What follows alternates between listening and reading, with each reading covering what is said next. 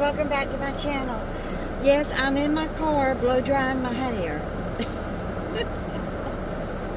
Oh goodness.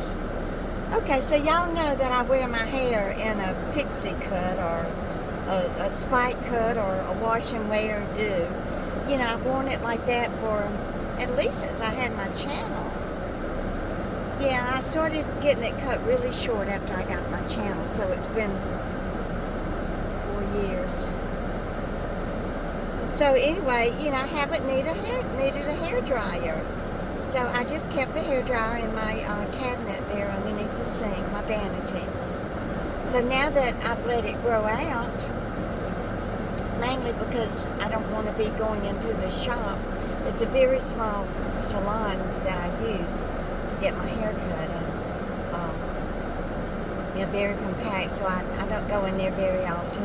And also just to save money, you know, not with the pixie cut, it has to be cut about every 8 weeks. So anyway, I go to get my hair dryer out and turn it on.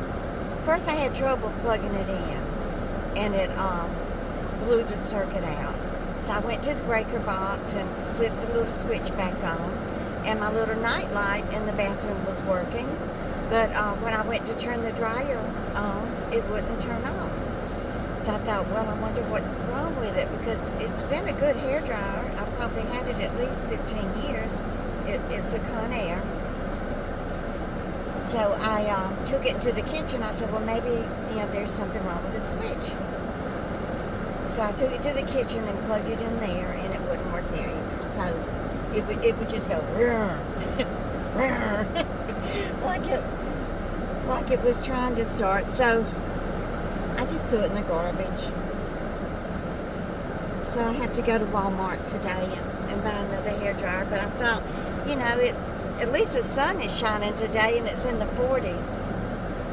So hopefully I won't get sick from coming out here with a head of wet hair. It should be drying about 5 more minutes. Oh, why is it though you go years without using something, and then when you do go to use it, it's broken, or it breaks on you right away? I guess that's part of Murphy's Law. Seems like my whole life has been ruled by Murphy's Law. Oh, what can go wrong will go wrong, right?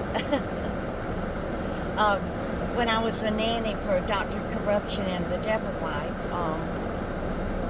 one of their sons had a book, and it was on Murphy's Law, and it had all of Murphy's Laws in that book. And sometimes when I would be up there cleaning his room, I would dust. His bookshelf was part of his headboard, so I would remove his books and dust them and everything, and I would open that up and read some of Murphy's Laws. It's very interesting, and it's very true too. You know, a lot of our elders had a lot of wisdom about just a lot of common sense, and a lot of wisdom about just everyday life and everyday happenings. He also had a book on George Bush's euphemisms, and that was real funny too. I can't remember a single one of them, but I used to get a laugh out of some of the little things that George Bush would say. Anyway, the worst thing about my hair dryer breaking isn't having to buy a new one, but knowing that I've got to go into Walmart and fight the crowds to even get a new one. I guess I could order it off of Amazon, and I may do that. It just depends. I don't have Prime, so I have to pay for shipping, or I have to give Jill the money and let her order it and use her Prime membership. Oh, by the way, I heard that they went way up on their Prime prices. What do y'all think about all of that? Oh, if it's true that they went from $100 to $150, that's atrocious. I mean, Amazon Jeff Bezos is worth, I think he's the richest man in the world now, or the second richest man in the world. But you know, the cost of fuel has escalated so rapidly. I was paying $3.19 a gallon last week or the week before when I filled my car up. So I go to fill it up a couple of days ago, and it was $3.49 a gallon. So it's just, you know, every day. And yesterday when I was driving to Jill's, I was looking at all the, you know, the people.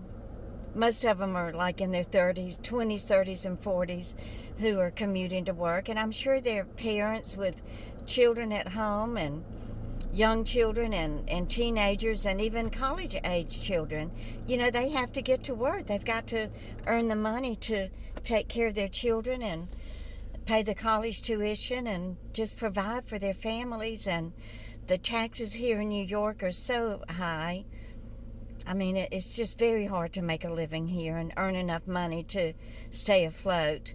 So I was thinking yesterday, you know, with them commuting every day, I don't know what the standard commute is, but I would imagine at least 15, 20, or 25 miles. That would be, so 25 miles one way, that would be 50 miles a day. That's going to put you filling your car up at least once a week or twice a week.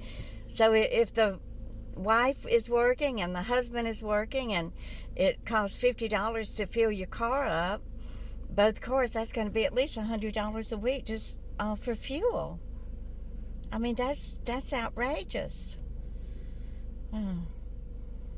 I know my niece, I saw her put a post on Facebook about how she and her husband both fill up their cars, and I think her husband has a truck, and what they're paying a week to fill their cars up twice a week. They live in Lumberton, and their commute is in a bigger city, which is, I know my niece is a nurse. She works in Hattiesburg, so, and they have 2 children, so it's very difficult. So how are y'all managing it? Do you have any tips on how to save on fuel costs? I know one thing is to keep your car as lightweight as possible, which reminds me I need to clean some of this weight out of the trunk of my car. And then there are ways that you can coast, I believe. You can, say if you're going along, you're going down a hill, I don't know if you have to change your gear to neutral, or if you can just remove your foot off the accelerator. But, you know, apparently you can coast if you're going down a hill, and, you know, save that little bit of gas. And be careful with the way that you drive. You know, don't take off like a bat out of hell when the light turns green. It's safer to wait a few seconds anyway, because there could be some idiot that's going to try to beat the red light going the other way and crash into you. Every time I do pause a few seconds and look and make sure, you know, everybody has stopped at the red light, then these New Yorkers start blowing behind me. They got to get in there, got to squeeze in as much time in a minute as they can up here.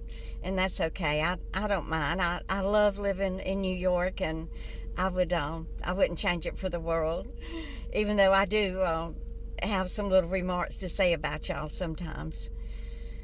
But anyway, it is a beautiful day. We have really been blessed with beautiful weather. Just about all the snow has melted.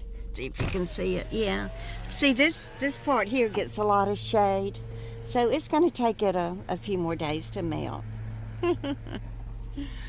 But we're almost just back to normal here, enjoying the sunshine and the beautiful cool weather.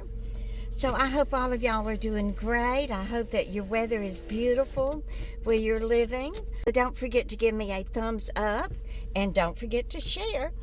And y'all just keep on coming back. Goodbye, guys.